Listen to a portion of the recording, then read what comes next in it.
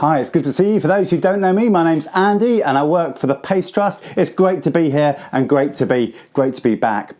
Thinking today about the word peace. But before that, I want to think a little bit about the opposite of peace, which is words like war, conflict, anger, things going a bit wrong. And sometimes our world has all sorts of things that go a bit wrong. People fall out with one another. And sometimes countries fall out with one another and they end up fighting. Maybe a fight in the playground, or maybe even a fight that they call a war between other nations. And in the Old Testament, there were some prophets who talked about living at peace and God bringing peace. In fact, there's one prophecy that appears twice, and it appears in both a book called Isaiah and a book in Micah. And it talks about people turning their weapons. Here's a bow and arrow.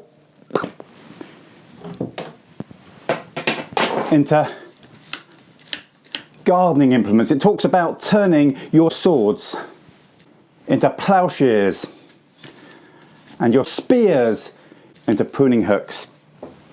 I don't know what that would be today. It would be turning your guns into spanners. But then I was thinking we could take that one step further, actually, couldn't we? We could take our clenched fists and offer them as a handshake. We could take our grumpy faces, our snarly looks, and make them into a smile. There's a verse in the Bible that says a gentle answer turns away anger.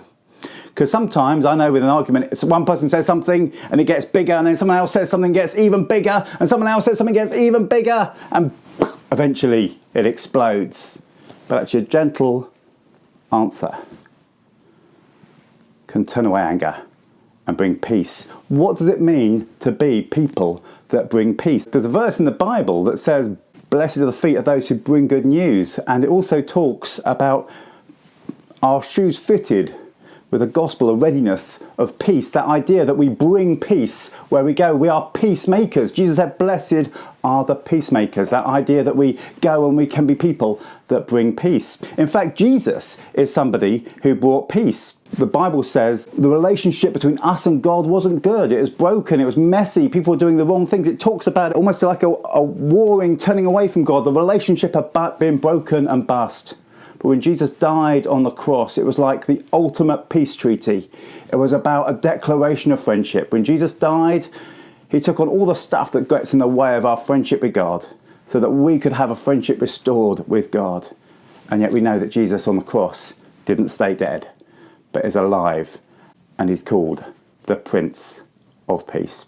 So what does it mean to be people of peace today? To be people that calm down tension, that disperse anger, that are gentle, that are kind. How can we do that? How can we be people that do nice faces rather than nasty ones? Offer hands of friendship rather than fists? How can we be people that turn situations that are nasty into nice situations? How can we do that and be bringers of peace today? Maybe just have a little moment to think about, how can I bring peace where I am in what I do today? And maybe you want to ask God to help you in that. Should we just close with a prayer?